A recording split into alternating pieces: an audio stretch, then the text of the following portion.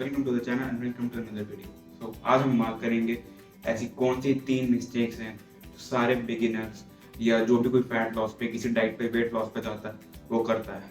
ये बहुत बड़ा लोगों की प्रॉब्लम है कि जब लोग फैट लॉस की किसी डाइट पे जाते हैं, वेट लॉस के लिए अपना गोल वेट लॉस पे प्रोसेस शुरू करते हैं, तो वो बहुत बार वेट लॉस करते करते या तो बीच में छोड़ देते हैं क्योंकि उनका रिजल्ट नहीं आ रहा होता, या उनका रिजल्ट आ रहा होता है और बीच में आके एक टाइम पर उनका रिजल्ट रुक जाता है और प्लेटिंग इतनी जल्दी हट हो जाता है कि अगर सपोज करो उन्हें 40 किलो तक वजन लूज करना है अपना, तो उन्होंने शुरुआती 10 किलो लूज कर लिया, बट आखिर का जो 30 किलो है, जो लास्ट 30 केजीज है, वो उनसे रिड्यूस नहीं हो रहा, या हो रहा तो बहुत धीरे धीरे हो रहा है।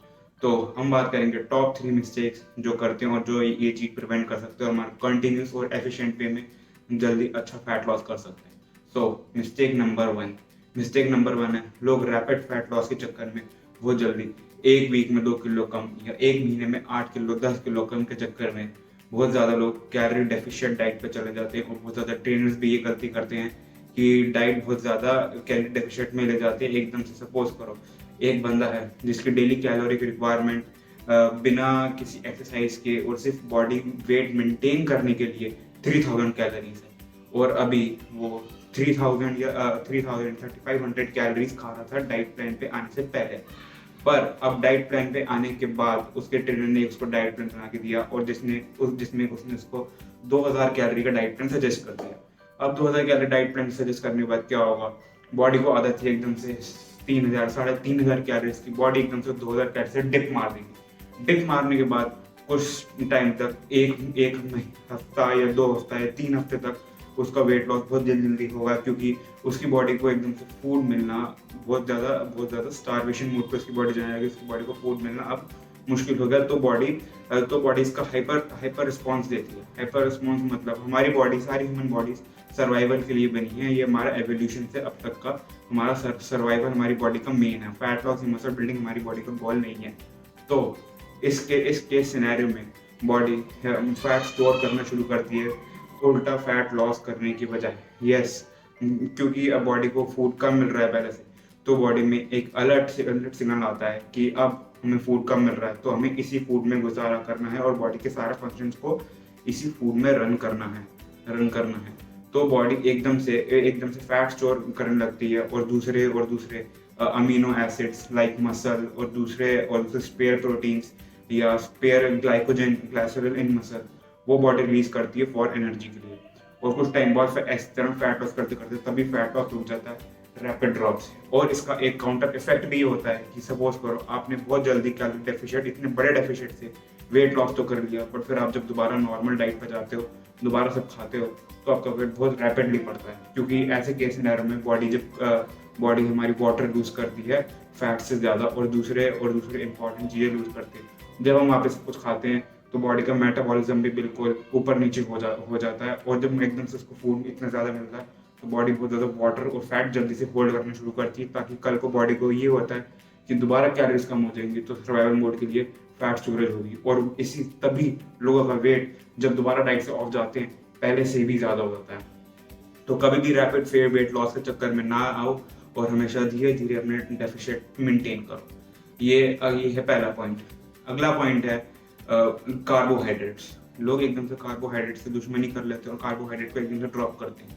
सपोज कार्बोहाइड्रेट सबसे मेनली स्टेपल फूड्स हैं रोटी और राइस। सपोज करो एक नॉर्मल पॉपुलेशन, एक बंदा हर रोज कम से कम 8 रोटी खा रहा है या ऑलमोस्ट 500 ग्राम चावल खा रहा है, ये उसकी डाइट है डेली। तो ऑलमोस्ट वो करीब 400 अराउंड 300 to 400 के बीच में कार्ब्स खा रहा है। कार्ब्स हमारी बॉडी में पता है जैसे main primary source of energy है। बॉडी फर्स्ट प्रायोरिटी एनर्जी के लिए कार्बोहाइड्रेट्स होती है, तो उसको एनर्जी मिल रही है। तो अब एकदम जब वो डाइट पे गया, उसके ट्रेनर ने उसकी रोटीज कट कर दी। रोटीज पहली बात सबसे बड़ा मिथ ये भी है कि लोगों को लगता है रोटी और चावल सबसे बड़ा दुश्मन है, तो लोग रोटी और चावल बिल्कुल कट कर दिए उसने, और वो एकदम से 100 या 200 कार्बोहाइड्रेट्स पे आ गया। ये 100-200 कार्बोहाइड्रेट्स पे आने के चक्कर में पहला पॉइंट, एक तो उसका डेफिशिएंट बहुत ज़्यादा क्रिएट होकर डेफिशिएंट इतने ज़्यादा कार्ब कट करने की वजह से। दूसरा उसका इतने ज़्यादा कार्ब कट करने की वजह से उसकी बॉडी को अलर्ट आ गया फिर से कि बॉडी में एनर्जी के लिए अब सोर्स नहीं है, तो उसकी बॉडी फिर से तो उसकी बॉडी फिर से कार्बोहाइड्रेट स्टोर करना शुरू कर देगी और फैट लॉस फिर से स्लो हो जाएगा कुछ टाइम बाद, और या फिर से फैट लॉस रुक जाएगा। और यही गलती बार बार होती रहेगी। और जैसे ही वो वापस कार्बोहाइड्रेट्स आएगा, उसकी बॉडी एकदम से सकअप कर लेगी चीजें और एकदम से वेट दोबारा इंक्रीज होगा। ये है दूसरा पॉइंट लेस कार्बोहाइड्रेट्स के बारे में। सो आखिरी पॉइंट है हमारे ट्रेनिंग के लिए। लोगों को लगता है कि वेट लॉस करने के लिए सिर्फ कार्डियो बहुत इंपॉर्टेंट है, बट ऐसा नहीं है।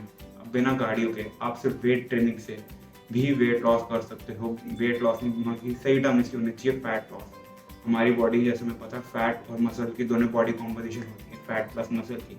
तो हमें ये फोकस करना चाहिए कि हमारी बॉडी का फैट परसेंटेज कम हो और मसल परसेंटेज बढ़े। तो इसलिए जब भी आप किसी फैट लॉस डाइट पे जाओ तो हमेशा वेट ट्रेनिंग ही अपनी प्रायोरिटी रखो। आपको कैलोरीज बर्न करने से मतलब है, आप वो चाहे कैलोरीज कार्डियो से बर्न करो, चाहे आप वो कैलोरीज वेट ट्रेनिंग से बर्न करो।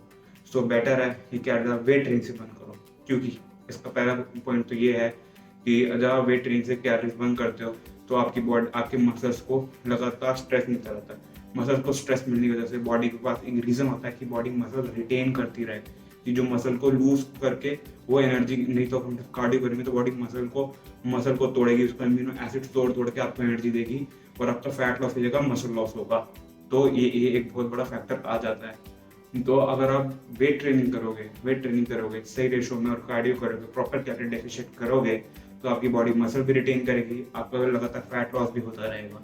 तो इन तीनों पॉइंट की ये समरी है कि कभी भी आप जब फैट लॉस डाइट पे जाओ तो सपोज करो पहला पॉइंट से हम वापस रिवाइज करते हैं कि अगर आपके 3000 कैलोरीज खा रहे हो तो 3000 से आप धीरे धीरे 2800-2700 पे आओ, फिर देखो कितना वेट लॉस हो रहा है, फिर 2500 या 2200 पे आओ, फिर 2000 पे आओ। धीरे धीरे week by week calories change करो और पूरे मंथ एंड तक या बिल्कुल लॉन्ग टर्म कैलोरी डेफिशिएंट धीरे धीरे मैक्सिमम डेफिशिएंट क्रिएट करो। और कार्बोहाइड्रेट, अगला पॉइंट ये था कि कार्बोहाइड्रेट बिल्कुल भी एकदम से कम मत करो, धीरे धीरे कार्बोहाइड्रेट बॉडी को धीरे धीरे कम करो, एकदम से रैपिड लॉस ना करो। मेटाबॉलिज्म आपका शटडाउन या बहुत ज़्यादा स्लो इससे हो सकता है। और आखिरी पॉइंट जैसे मैंने बताया, weight training is the key. Heavy movements करो, compound movement, deadlift, squats, bench press, military press, प्रेसिव मूवमेंट करो जिसमें एक से ज़्यादा मसल एक टाइम पे वर्क करते हैं। वो आपका फैट लॉस जल्दी रैपिड करेंगे। आपकी कैलोरी जितनी कार्डियो में आधे घंटे बर्न होगी उतनी में आपके वेट ट्रेनिंग में 15 मिनट में बर्न हो जाएगी। तो ये थी मेरी 3 बिगिनर मिस्टेक्स जो सब लोग करते हैं फैट लॉस के दौरान। So hope you like the video and please like and subscribe channel and thank you.